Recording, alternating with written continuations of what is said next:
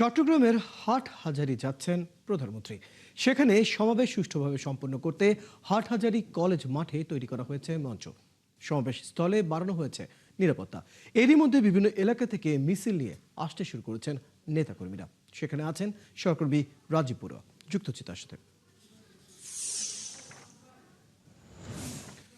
রাজীব বড়ুয়া, নেতাকর্মীরা প্রধানমন্ত্রীর সফর নিয়ে কি বলছেন এবং এখন সেখানকার সর্বশেষ পরিস্থিতি কি জানাবেন?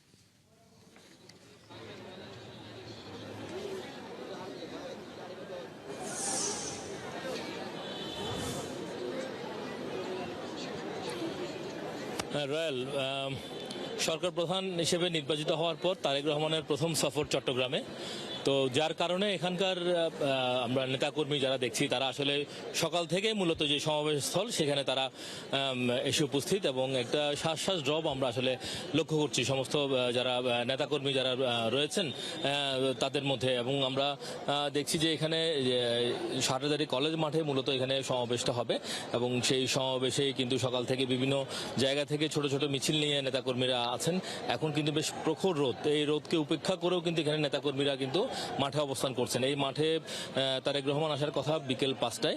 উনি ফটিকছড়ি যাবেন বাঁশখালী থেকে, ফটিকছড়ি থেকে তারপরে এখানে হাটহাজারী আসবেন। হাটহাজারীতে তিনি এখানে যে হেফাজতের প্রতিষ্ঠাতা আমির মরহুম আহমদ শফি এবং বাবুনগরীর যে কবর রয়েছে সেখানে তিনি জিয়ারত করে এবং ওখানকার স্থানীয় যারা হেফাজত কর্মী নেতা রয়েছেন তাদের সাথে একটু দেখা করে তারপরে সমাবেশস্থলে আসবেন। এবং এখানে তিনি মূলত আপনি জানেন যে কিছুদিন আগে এখানে বেশ বড় ধরনের বন্যা হয়ে গেছে, বিশেষ করে দক্ষিণাঞ্চল এবং হাটহাজারী ফটিকছড়ি সহ বিভিন্ন এলাকায়। এখানে হাটহাজারী উপজেলায় যে বন্যায় যারা আক্রান্ত হয়েছেন এবং সুবিধা বঞ্চিত যারা আছেন তাদেরকে 30 জনকে 1 লাখ টাকা করে দেবেন তিনি এখানে গৃহ নির্মাণের জন্য, এবং 15 জন প্রতিবন্ধীকে তিনি 10,000 টাকা করে সহায়তা করবেন। এবং পুরো বিষয়টি দেখভাল করছেন এখানকার স্থানীয় সাংসদ ভূমি প্রতিমন্ত্রী ব্যারিস্টার মীর হেলাল। এবং এখানকার জনগণ আসলে প্রধানমন্ত্রীর কাছে একটা প্রত্যাশা রয়েছে। আপনি জানেন যে হাটহাজারীর উপর দিয়ে কিন্তু 2টি জেলায় যাওয়ার পথ, একটি হচ্ছে রাঙ্গামাটি, একটি খাগড়াছড়ি। ফলে এখানে হাটহাজারী জায়গায় কিন্তু আসলে বেশ সবসময় এক ধরনের যানজট তৈরি হয়। এখানকার যারা অধিবাসী তারা বলছেন যে এখানে মূলত এই যানজট নিরসনের জন্য আসলে একটা 4 লেন যদি করা হয়, বিশেষ করে রাঙ্গামাটি লাইনে এবং খাগড়াছড়ি লাইনে যদি একটু 4 লেন করা হয় তাহলে এখানে যে যানজট সেই যানজটটি কিছুটা আসলে নিরসন করা যায়। এখানে আপনি দেখছেন যে প্রখর রোদ উপেক্ষা করে কিন্তু প্রচুর মানুষজন আসলে প্রিয় নেতাকে দেখতে আসছে। আমরা একটু কথা বলতে চাই এখানে যারা উপস্থিত হয়েছেন।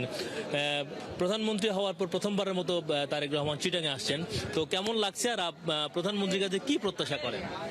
আসলে বলতে গেলে এখানে এই আমাদের দেশমাতা বেগম খালেদা জিয়া আজকে থেকে মানে সালটা তবে খেয়াল মনে নেই আমার এখনো, তখন আমার কিশোর বয়স ছিল।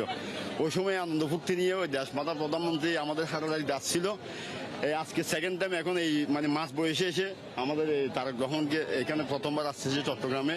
আমরা এতে অনেক আনন্দিত, অনেক উদ্ভাসিত এবং আমরা তারেক রহমানের কাছে প্রত্যাশা করি আমরা চট্টগ্রাম এই দেশ থেকে সন্ত্রাস দুর্নীতি মুক্ত একটা বাংলাদেশ চাই এবং শহীদদের এই যে জুলাই আগস্টে যারা শহীদ হয়েছে তাদের একটা সম্মানসূচক একটা মানে এই আপনার মর্যাদা চাই।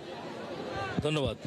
রয়্যাল, আপনি শুনছিলেন এখানে আসলে যারা নেতাকর্মীরা যারা উপস্থিত রয়েছেন এবং তারা আসলে তাদের প্রত্যাশার কথাটা আসলে বলছেন। এবং তারেক রহমান এখানে জনসভা শেষ করে এখানে ডাকবাংলো এলাকায় তিনি যাওয়ার কথা এবং ওখানে একটি গাছ রোপণ করার কথা এবং ওখান থেকে তিনি আসলে বিকেলবেলা চট্টগ্রাম শহরে ফিরে যাবেন এবং ওখানে হোটেল রেডিসনে একটি সাংগঠনিক সভায় তিনি যোগ দেবেন। তো এই হচ্ছে হাটহাজারীতে তারেক রহমানের জনসভাকে কেন্দ্র করে সর্বশেষ তথ্য। রয়্যাল, ধন্যবাদ রাজীব বড়ুয়া। খবর রাখতে থাকুন। দর্শক, আমাদের সাথে আমাদের সহকর্মী রাজীব বড়ুয়া যুক্ত ছিলেন চট্টগ্রাম থেকে, জানাচ্ছিলেন চট্টগ্রামের হাটহাজারীতে প্রধানমন্ত্রীর আজ যে সফর রয়েছে সেই বিষয়ে তার কাছ থেকে বিস্তারিত জানছিলাম।